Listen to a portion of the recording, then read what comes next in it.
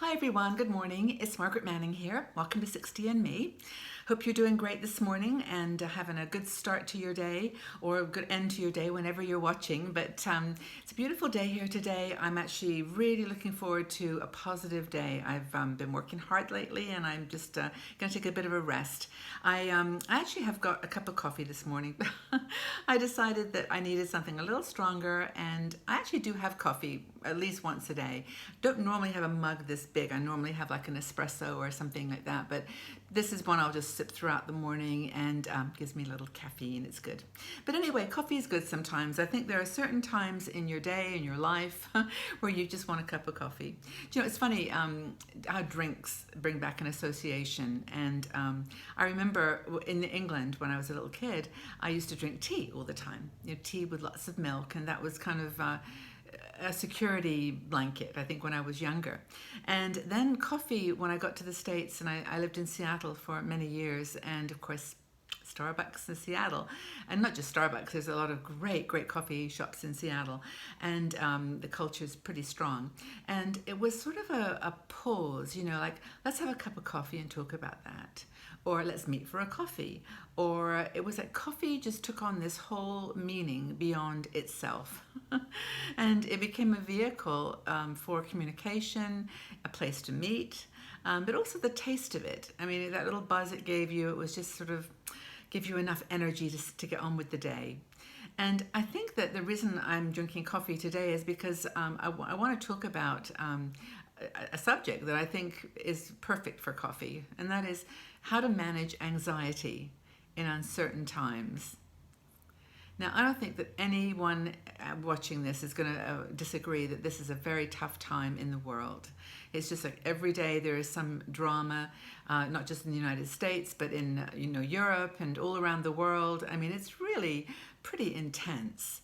Now, I, of course, like you, I'm over 60, so I remember the Cuban Missile Crisis. I remember going to sleep that night, thinking the world was going to end. And I remember, it was equally dramatic. I remember the Vietnam War, of course. I remember all the different political assassinations and things that really were horrible and stressful. So I don't think we can say in a way that today is more stressful than it was while we grew up, but it's certainly anxious.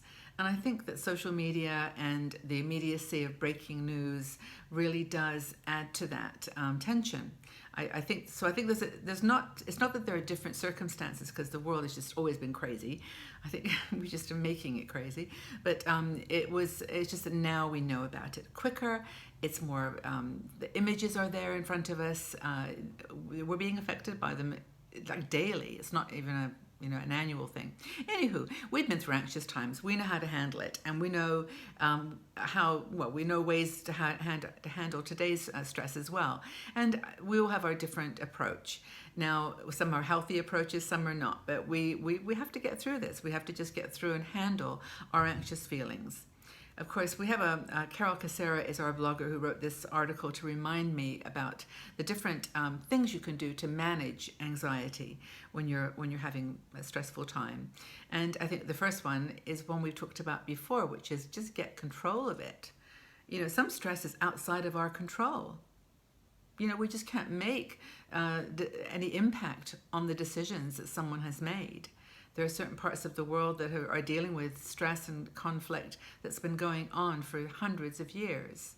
So it's not something we have control over. But what we can do is create a boundary around it, to try our best to manage it. Now, Carol reminds us, and I love this reminder, that no is a complete sentence.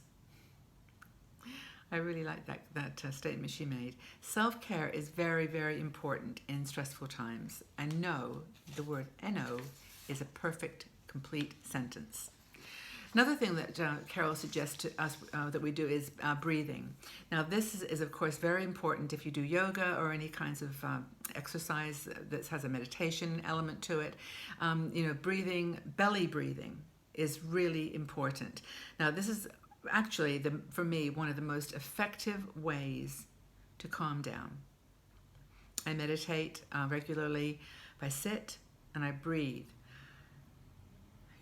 Breathe deeply so your abdomen is actually rising. Put your hand on your chest if you need to feel the breath in. Breathe in through your nose, and then hold it 5 seconds, and then out 5 seconds, and through your mouth. And that is really, really helpful. I mean, everyone has their own little technique for dealing with stress and breath, but deep belly breathing is, for me, the best way to get control. And also, if you're having a stomach ache because of your anxiety or a headache, just close your eyes and breathe, do the breathing, and then just gently focus on that part of the body.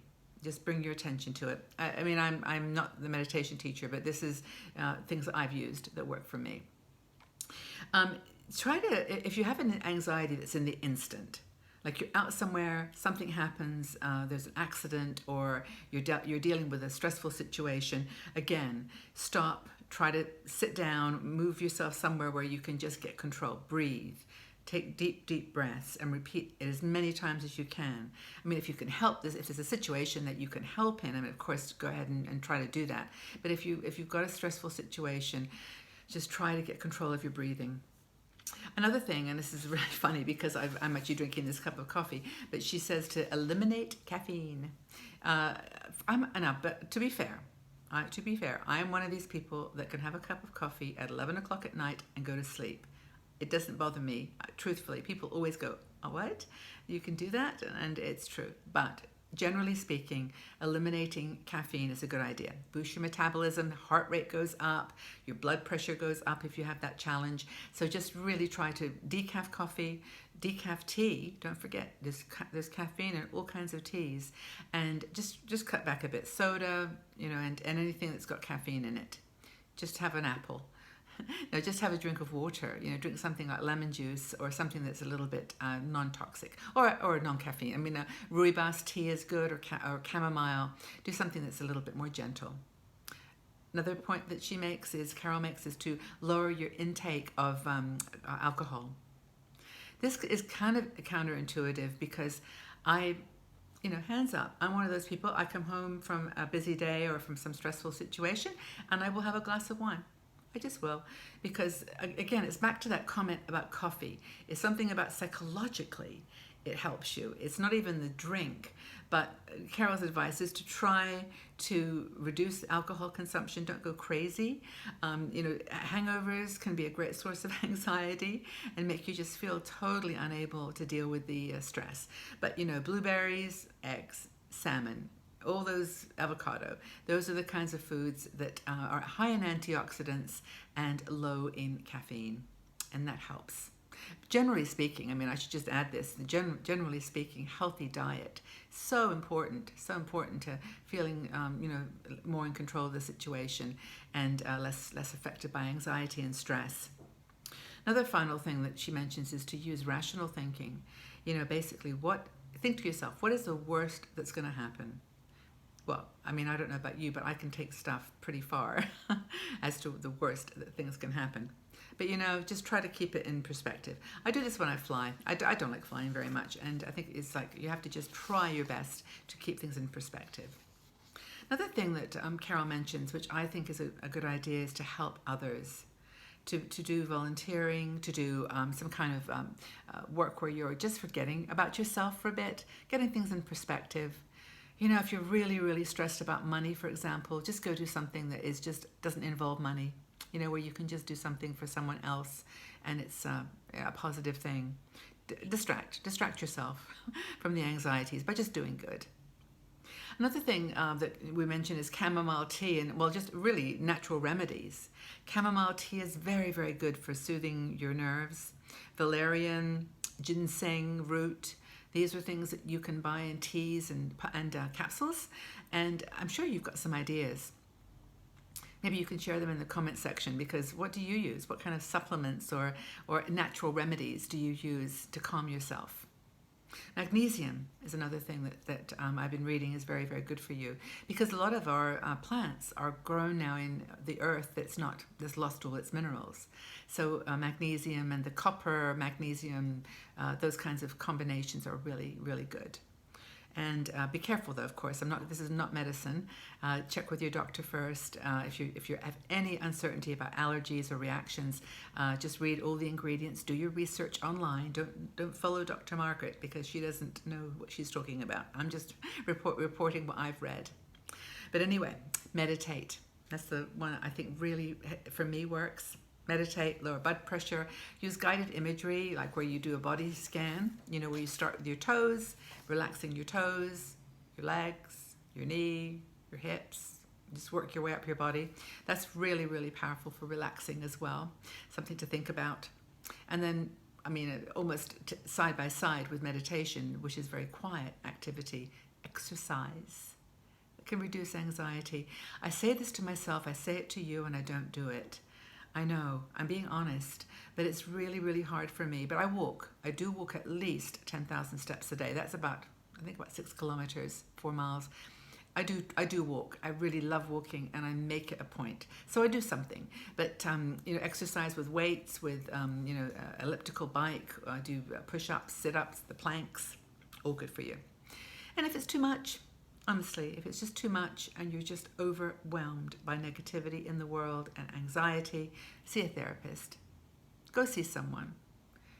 I have a challenging time with this because I think, gosh, it's just anxiety. But if you feel like you need to talk to someone, you can stay here. We do listen to each other and give support. But if you're really struggling, go get some professional help. And if the anxiety is severe, to the point of depression and really serious, go see your doctor. Don't take it lightly. It's important.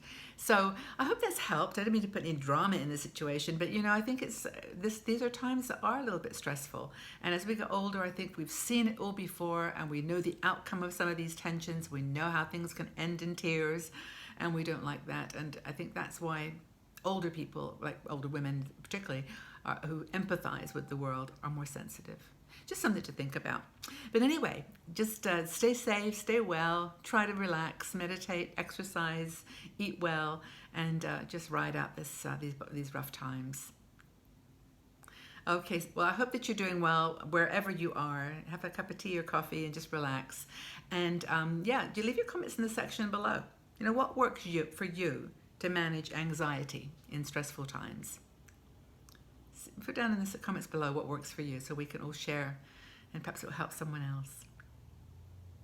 Okay, everyone, have a really wonderful day. Go out and do something fun for yourself. Be gentle with yourself, nourish yourself, and we'll see you all again soon. Take care for now. Bye-bye.